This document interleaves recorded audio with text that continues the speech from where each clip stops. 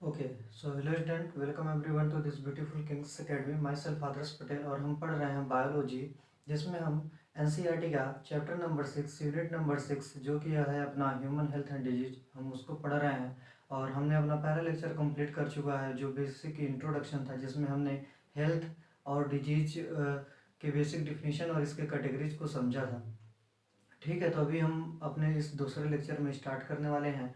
जैसे कि मैंने लास्ट टर्म में एक आइडिया दिया था, हम सीक्वेंशियल वाइज हम पैथोजेनिक डिजीज़ के बारे में पढ़ रहे हैं, जैसे कि बैक्टीरियल वायरल। तो आज जो हम स्टार्ट कर रहे हैं वो है बैक्टीरियल डिजीज। ओके स्टूडेंट, तो आज हम देखने वाले हैं अपना बैक्टीरियल डिजीज़ के बारे में। तो आइए इस ह्यूमन हेल्थ एंड डिजीज़ में हम पहला अपना स्टार्ट करते हैं। चैप्टर का नाम डालिएगा जरूर, health and disease. Health and disease, इसमें हम स्टार्ट कर रहे हैं पहला अपना बैक्टीरियल डिजीज।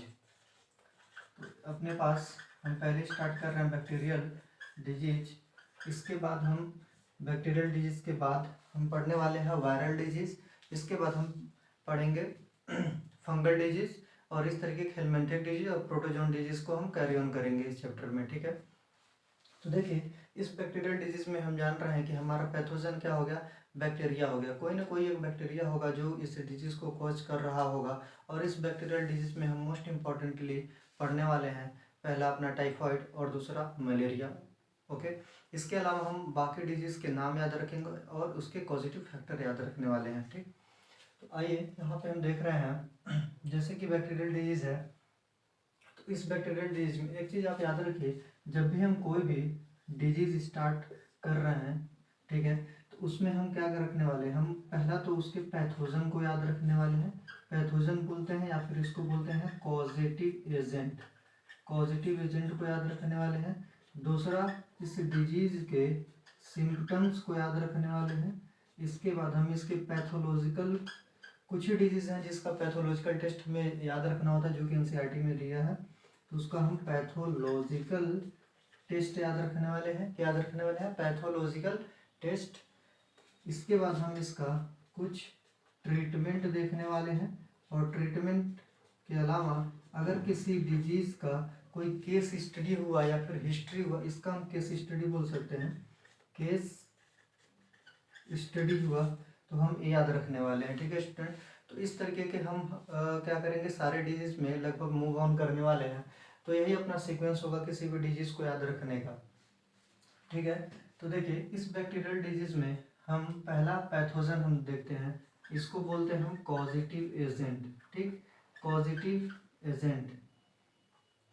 तो इस बैक्टीरियल डिजीज में देखिए, जैसे कि बैक्टीरियल डिजीज में हम पहला टाइफाइड पढ़ने वाले हैं, तो किसी न किसी डिजीज का ही हम पैथोजन याद रखेंगे। तो देखिए अभी हम स्टार्ट कर रहे हैं यहाँ पे टाइफाइड। तो टाइफाइड क्या है, अपना एक बैक्टीरियल डिजीज है। ठीक, तो हम इसका कॉजेटिव एजेंट देखने जा रहे हैं। यहाँ देखिए ये इसका है कॉजेटिव एजेंट। पॉजिटिव एजेंट इनका देखिए क्या होता है, किसी बैक्टीरियल डिसऑर्डर का जैसे टाइफाइड हो, इसका पॉजिटिव एजेंट है साल्मोनेला। साल्मोनेला टाइफी, है ना, साल्मोनेला टाइफी। इसके अलावा स्टूडेंट यहाँ पे देखिए एक चीज और याद रखते हैं, जो पॉजिटिव एजेंट है इनका टारगेट क्या होता है। दूसरे नंबर पे हम डाल सकते हैं यहाँ पे पॉजिटिव एजेंट का टारगेट ऑर्गन, क्योंकि हम जानते हैं हर एक जो पैथोजन है कहीं ना कहीं एक स्पेसिफिक बॉडी के हमारे टारगेट ऑर्गन पे अटैक कर रहा होता है, तो हम टारगेट ऑर्गन याद रखेंगे।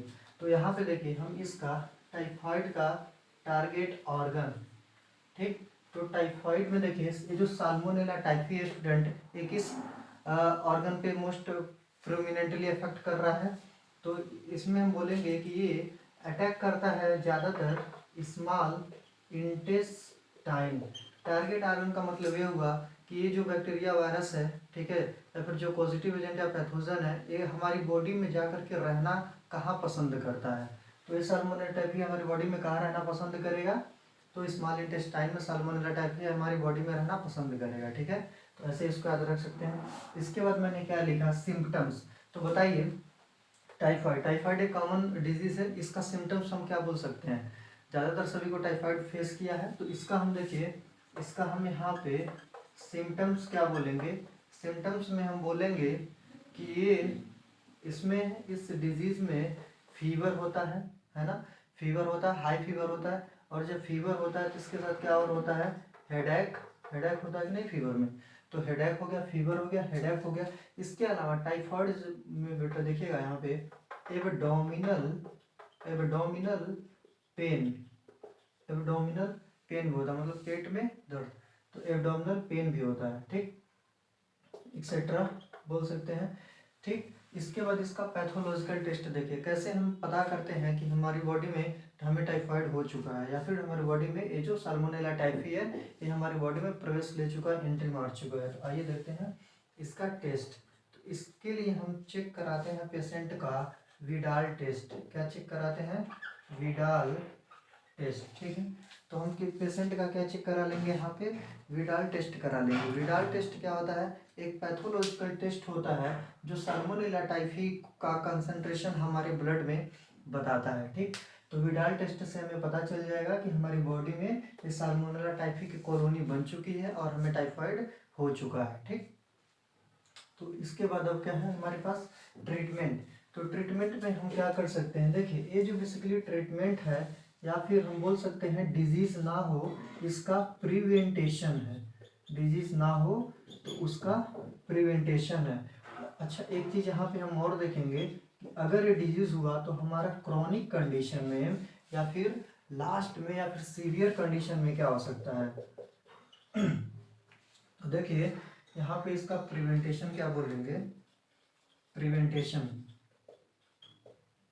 तो प्रिवेंटेशन की जब बात कर रहे हैं तो किसी डिजीज का प्रिवेंटेशन हम तब बता पाते हैं जब हमें उसका मोड ऑफ ट्रांसमिशन पता होगा। मोड ऑफ ट्रांसमिशन पता होने का मतलब कि ये डिजीज जो है, ये जो बैक्टीरिया है साल्मोनेला टाइफी या फिर ये जो डिजीज है कैसे हो रहा है, अगर हमें ये पता हो तो हम उसका जो है प्रिवेंटेशन, जो रोकथाम की प्रक्रिया हम उसको स्टॉप कर सकते हैं, उसको अवॉइड करेंगे तो ये डिजीज नहीं होगा। तो देखिए टाइफाइड जो मोस्ट प्रोमिनेंटली होता है, इसका मोड ऑफ एक्शन होता है बेटा कि कंटामिनेटेड फूड एंड वाटर, ठीक है। तो हम क्या करेंगे, अवॉइड करेंगे, यहाँ पे अवॉइड करते हैं हम कंटामिनेटेड, अवॉइड करते हैं हम यहाँ पे contaminated food and water, contaminated food and water को हम यहाँ पे क्या करेंगे, अवॉइड करेंगे। अगर हम कंटामिनेटेड फूड एंड वाटर नहीं खाएंगे तो हमें टाइफाइड मोस्ट प्रोबेबली नहीं होगा, मोस्ट ऑफ द चांसेस में नहीं होगा। तो प्रिवेंटेशन में हम ये बोल सकते हैं। और क्या, जब भी हमें फीवर आता है तो हमें जस्ट चेकअप के लिए जाना चाहिए। अगर हमारा फीवर लॉन्ग ड्यूरेशन तक सस्टेन कर रहा है हमारी बॉडी में तो हमें मेडिकल चेकअप के लिए जाना चाहिए, ठीक। इसके बाद देखिए इसका हिस्ट्री और केस स्टडी है। तो इसका हिस्ट्री देखिए, बहुत ही इंटरेस्टिंग हिस्ट्री है इसका हिस्ट्री। तो इस डिजीज का जो हिस्ट्री है इसमें क्या है कि एनसीईआरटी लिखती है, बहुत इंपॉर्टेंट है, ध्यान से सुनिएगा। कहानी है, एक कुक थी जिसका नाम था टाइफाइड मैरी, उनका पूरा नाम यह था टाइफाइड मैरी मलून, ठीक। तो आइए कुक का नाम लिखते हैं।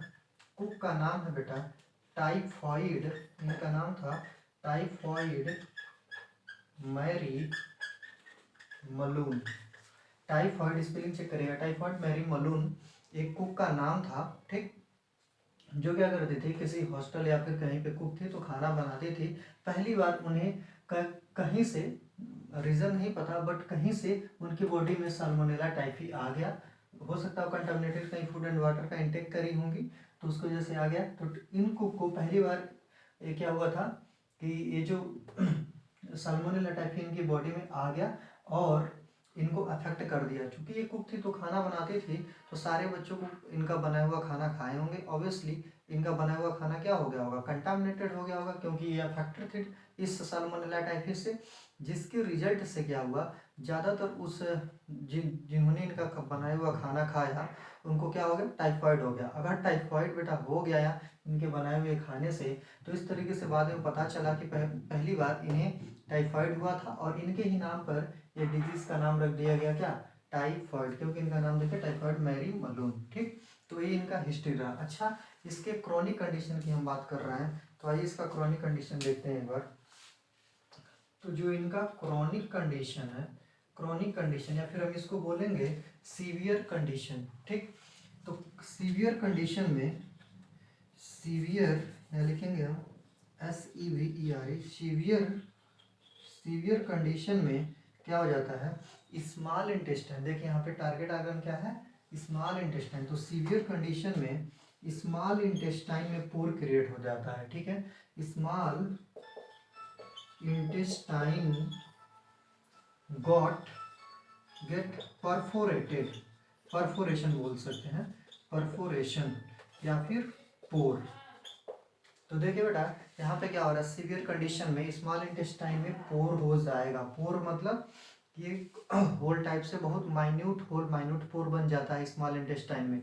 अच्छा, इससे क्या होगा, तो देखिए हमारा मैक्सिमम जो फूड का डाइजेशन है कहाँ पे होता है, डाइजेशन एब्जॉर्प्शन तो स्मॉल इंटेस्टाइन में होता है बेटा, हम सब जानते हैं। अगर हमारे स्मॉल इंटेस्टाइन में ही पोर हो गया तो जो हमारे जूस बन रहे हैं और जो बाकी सारे इंटेस्टाइनल जूस हो सकते हैं और जो स्टमक के जूस हो सकते हैं, कहाँ पे आ रहे हैं, सारे स्मॉल इंटेस्टाइन में। और वहाँ पे क्या बन रहा है, जो हमारा वेस्ट प्रोडक्ट है वो मतलब उसका कन्वर्जन होता रहता है। तो वो सारा वेस्ट प्रोडक्ट कहाँ पे आ जाएगा, बॉडी के अदर बॉडी फ्लूइड में, एक्स्ट्रा सेलुलर फ्लूइड जिसको बोल रहे हैं, वहाँ पे आ जाएगा।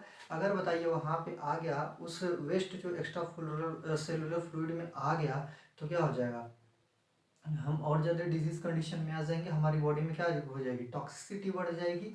इसलिए इस severe condition of the small intestine में, स्मॉल इंटेस्टाइन में पोर क्रिएट होने की वजह से अगर सीवियर कंडीशन में टाइफाइड है तो कई बार पर्सन की डेथ हो जाती है, ठीक। तो इसीलिए क्या हमें इससे बच के रहना चाहिए कि नहीं, बिल्कुल बच के रहना चाहिए, क्योंकि पोर क्रिएट होना स्मॉल इंटेस्टाइन में एक बहुत ही डेंजरस कंडीशन हो सकती है, हो जाती है, ठीक। तो इसलिए इसका क्रॉनिक कंडीशन को हमें होने से अवॉइड करना चाहिए, ठीक है। तो बेटा देखिए हम अपना पहला डिसऑर्डर कंप्लीट कर चुके हैं, कौन सा, बैक्टीरियल डिसऑर्डर में टाइफाइड। इसके बाद हम क्या स्टार्ट करने वाले हैं, तो मैंने बताया था हम न्यूमोनिया पढ़ने वाले हैं, ठीक। तो हम चलिए दूसरा डिजीज अपना स्टार्ट कर लेते हैं, न्यूमोनिया। तो देखिए आपने सुना होगा ज़्यादातर बच्चों में ये निमोनिया पाई जाती है, ठीक। और निमोनिया से ही थोड़ा बहुत मिलता जुलता एक नाम आपके दिमाग में चल रहा होगा, वो है कॉमन कोल्ड। लेकिन याद रखिएगा निमोनिया बेटा जो होता है ये बैक्टीरियल डिजीज होता है, और जो अपने पास कॉमन कोल्ड हुआ करता है ये क्या हो सकता है, वायरल डिजीज हुआ करता है, ठीक। तो पहली बात तो हम इसमें नहीं कंफ्यूज होंगे कि न्यूमोनिया बैक्टीरियल है कि वायरल है। तो न्यूमोनिया कैसा डिसऑर्डर है, बैक्टीरियल डिसऑर्डर है। और कॉमन कोल्ड कैसा डिसऑर्डर है, तो कॉमन कोल्ड एक वायरल डिसऑर्डर है, ठीक। तो देखिए अभी हम स्टार्ट कर रहे हैं यहाँ पे अपना दूसरा डिसऑर्डर। दूसरा डिसऑर्डर है अपना न्यूमोनिया, PN, देखिए पी से स्टार्ट होता है, PNEUMONIA, न्यूमोनिया। तो देखिएगा यहाँ न्यूमोनिया में क्या बोल रहे हैं, न्यूमोनिया का भी हम पहले क्या याद रखेंगे, पैथोजन पॉजिटिव एजेंट। तो देखिए यहाँ पे पॉजिटिव एजेंट इनका बोलिए, इसका पॉजिटिव एजेंट याद रखिए। पॉजिटिव एजेंट जो होता है इसके बेसिकली बेटा दो पॉजिटिव एजेंट हैं, और ये हमें एग्जाम में अक्सर कंफ्यूज किया करते हैं, तो हम क्या करेंगे, इसको रट लेंगे बहुत अच्छे से। तो न्यूमोनिया का जो पहला पॉजिटिव एजेंट है ये है स्ट्रेप्टोकोकस न्यूमोनी। क्या है, स्ट्रेप्टोकोकस न्यूमोनी। देखिए बेटा ये जो कॉकस है ये बैक्टीरिया की कैटेगरी, आपने क्लास 11th में पढ़ा है इसको। जो कोकाई है एक कौन सी मतलब स्फेरिकल बैक्टीरियल की कॉलोनी होती है, ठीक है। तो ये हो गया स्ट्रेप्टोकोकस न्यूमोनी, ठीक। आपने भी पढ़ा होगा इसका नाम स्ट्रेप्टो क्यों होता है, अलग अलग कैटेगरी, स्ट्रेप्टोकोकस, स्टेफाइलो, ठीक। तो ये कौन सा है, स्ट्रेप्टोकोकस न्यूमोनी, ठीक।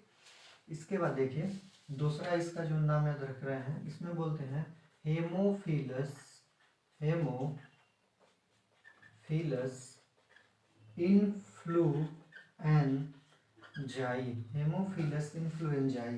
तो देखिए हेमोफिलस इन्फ्लुएंजाई है, यही हमें सबसे ज़्यादा कंफ्यूज करता है, क्योंकि इसके नाम में आ रहा है इन्फ्लुएंजा, तो कहीं ना कहीं हमें लगता है कि ये क्या है, वायरल डिसऑर्डर है, ठीक है।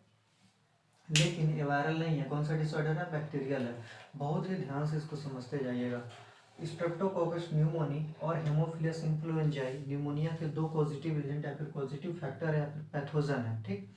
इसके बाद आगे क्या बोलेंगे, सिम्पटम्स बोलेंगे, ठीक। इसका सिम्पटम्स हम क्या कह रहे हैं, देखिए यहाँ पे इसका सिम्पटम्स हम क्या कह रहे हैं, सिम्पटम्स। तो देखिए सिम्टम्स में एक चीज याद रखिए, इसके अलावा हमने बोला टारगेट आर्गन, तो पहले हम इसको क्या देखते हैं, टारगेट आर्गन। ठीक, तो देखिए यहाँ पे हम देख रहे हैं इसका टारगेट ऑर्गन, तो इसका टारगेट ऑर्गन बोलते हैं लंग्स होता है, लंग्स। एक चीज याद रखिए बेटा, बहुत ही इंपॉर्टेंट है, ठीक है। जो कॉमन कोल्ड होता है उसमें हमारा रेस्पिरेटरी पैसेज इन्फेक्ट होता है, ठीक, क्या बोल रहे हैं, कॉमन कोल्ड में हमारा रेस्पिरेटरी पैसेज इन्फेक्ट होता है, लेकिन न्यूमोनिया में हमारा लंग्स इन्फेक्ट होता है, ठीक है।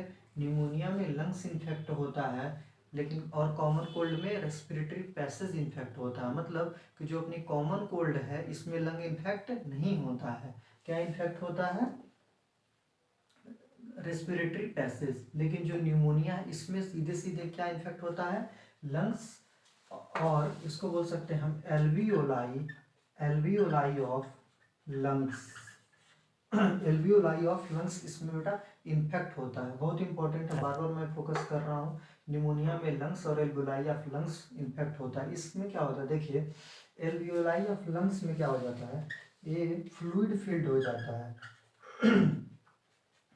इस एल्वियोलाई ऑफ लंग्स में क्या हो जाता है, फ्लूइड फील्ड हो जाता है, जिससे हमें क्या होता है, रेस्पिरेशन में प्रॉब्लम आने लगती है, ठीक है, सांस लेने में दिक्कत होने लगती है।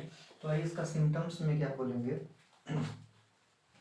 तो देखिए यहाँ पे इसका सिम्टम्स हम देख रहे हैं, तो सिम्टम्स में बोलेंगे डिफिकल्टी इन ब्रीदिंग, है ना, क्योंकि लंग्स में हमारे क्या हो रहा है, एल्वियोलाई ऑफ लंग्स में फ्लूइड फील्ड हो जाता है, तो हम यहाँ पे बोलेंगे difficulty in breathing, difficulty in breathing, मतलब कि हमें सांस लेने में दिक्कत होने लग रही है, डिफिकल्टी होने लग रही है ब्रीदिंग में, ठीक है।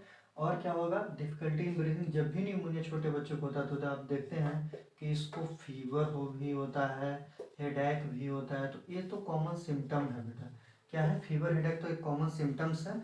और जो फीवर होता है चिल्ड फीवर होता है, मतलब इसमें ठंडी भी लगती है, ठीक है, या फिर बुखार जब होगा तो बहुत तेज तेज बुखार होता है, ठीक।